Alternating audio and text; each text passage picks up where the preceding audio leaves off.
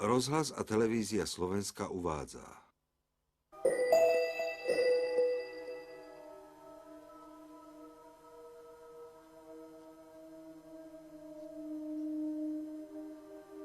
Evanjelium podľa Jána bolo napísané 2 generácie po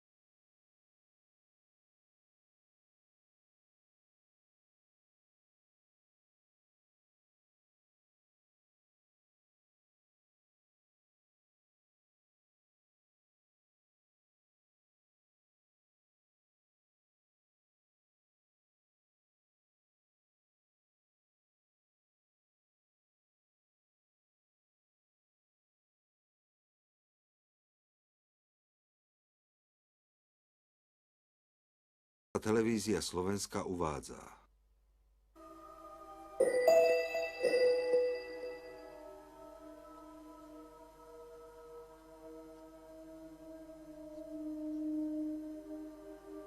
Evanjelium podľa Jána bolo napísané 2 generácie po ukrižovaní Ježiša Krista.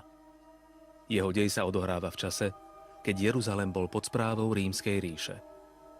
Aj keď ukrižovanie patrilo medzi bežne používanú formu trestu v Rímskej ríši, židovské zákony ho odmietali. Ježiš a jeho prví nasledovníci boli Židia. Evanjelium zachytáva obdobie dovtedy nepoznaných polemík a konfliktov medzi princípmi Božieho kráľovstva, ktoré hlásal Ježiš, a náboženskými tradíciami, ktoré presadzovali židovskí náboženskí vodcovia. Tento film verne zobrazuje dej Jánovho evanjelia. Evanjelium podľa Jána, 2. časť.